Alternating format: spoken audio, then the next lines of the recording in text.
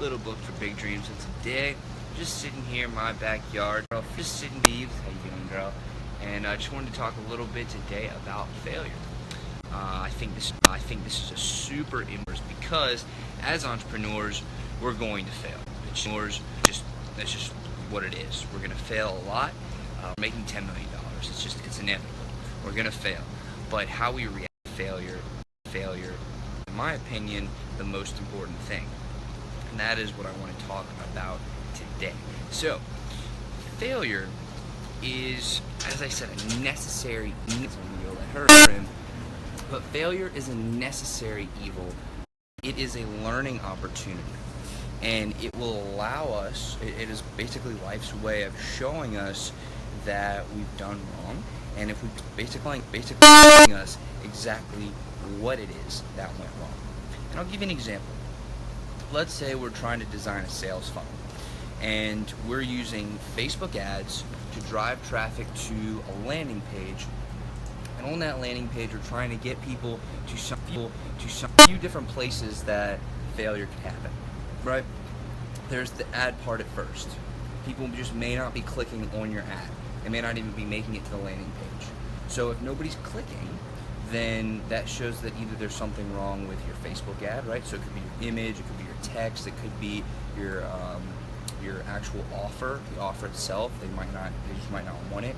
It could be your targeting, it could be your ad spend, it could be the time of day that your audience is seeing all this. And I'm going a little bit more in depth just because I've done Facebook ads for over 2 years now, but it's just an example, right? So people aren't clicking. There are many ways that you can see that it is because of that first checkpoint, right? People just aren't making it through that.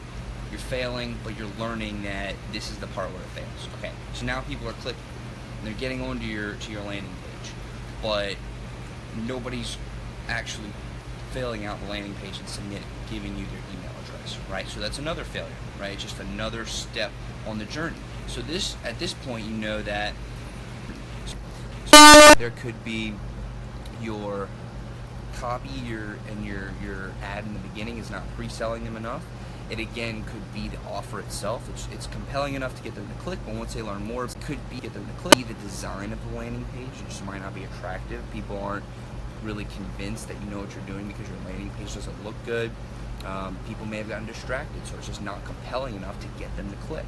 And then, if they actually happen to submit through that, then they go to your, let's say it's a web, right? So that's another failure. That could be a sign that you don't have a good email sequence that reminds people, or it just wasn't as important to them as it could be, or the webinar was at a bad time, right? So there's any number of things that can be going on throughout this example of the sales funnel, but time you can learn from it and you can fix it, right? So in the beginning, if your ad's not working, okay, well, fix your ad. Keep working on it until it's fixed, and then you've used failure as a learning tool, right? You've figured out where it doesn't work, and now you're fixing it. You're identifying the problem and you're fixing it. You're learning from failure. You're not doing the same thing twice.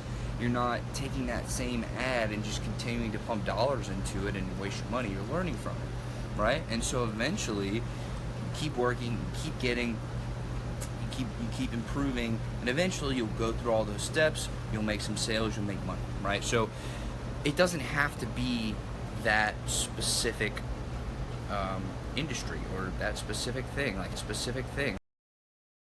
It could be starting a company in the first place, right? You may have started a company and realized that you aren't really that passionate about whatever industry you're in, and you're a pond builder. Well, you may get a couple jobs and build a few ponds and realize, wow, I really hate building ponds, right? So that is a failure, because if you hate building ponds, you probably shouldn't be doing it for the rest of your life. Now, there's ways around it. You can hire people to build it for you. You can contract the work out. So there's ways around it to where you don't have to, if you're getting the business, you don't have to stop the cash flow money just because you don't want to do it. But what I'm saying is, and the more that we learn from failure instead of fighting it, right? Instead of one, letting it stop us, two, fighting it, and three, just anything besides learning from it, truly, we're not allowing failure to help us. If we let it hurt us, it's going to take us down. But if we let failure help us, if we work with failure, accept it for what it is, learn from it, and move on, and we can be working on ourselves and building ourselves better up, right? It's just not reasonable to think that we're going to start a business and immediately be the next Amazon or the next Facebook.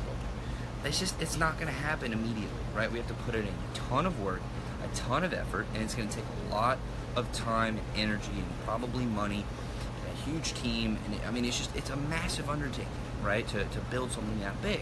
Even to just start making money online, you're not just going to start and bam, make $1 million in a night. It's not realistic, and there may be a few unicorns out there, but I wouldn't want to bet on a unicorn. I would want to bet on myself and learn and actually develop the skills to know how to repeat that outcome. Because if I can make $1 million and then repeat that outcome, then what's stopping me from making $10 million and then repeating that outcome, and so on and so forth, right? So failure is very important, right? And no matter who it is that has gotten to where they are, they had to at once be a beginner. Everybody started somewhere, right? Mark Zuckerberg, he started in his college dorm. I've been watching a lot of interviews of him lately, and just because I like to study successful people, and he was a coder at first. I mean, he had a lot of little programs and projects before Facebook that didn't necessarily work out. Some of them got shut down. There's just like he was talking about this one where he was building the software for students to upload their schedules to some website, and other students could see what their friends were taking, and they could see what other peers at the school were taking. So like if you were a freshman, you could see what the seniors had taken and kind of map your course based off that. And Zuckerberg was in a dorm that was right next to the bathroom, and so the showers were steamy, and the steam got really close to his laptop, and he was running the whole site off of his laptop. And so the steam got to his laptop and fried the hard drive, messed up his computer somehow, and he lost that entire website. He had thousands of people on there in a very short amount of time. Thousands of people. He lost the website because he just didn't keep his computer safe. Like how big of a mess up is that, right? And so, you know, even somebody as successful as Mark Zuckerberg makes mistakes.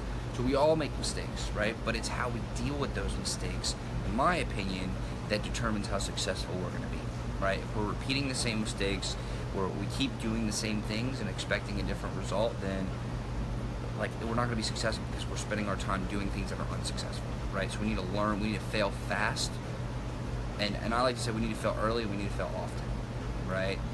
Don't be afraid to fail. Push your comfort zone. It's the only way you're going to grow. And just keep working, keep pushing, because there is always light at the end of the tunnel, and there is always success to be had. Now, am I saying that everybody can be like Mark Zuckerberg or Elon Musk? Yeah, absolutely. I wholeheartedly believe that anybody has the potential and the capability to build something as amazing as that. But it takes a lot of different things, one of which is the ability to learn from and not repeat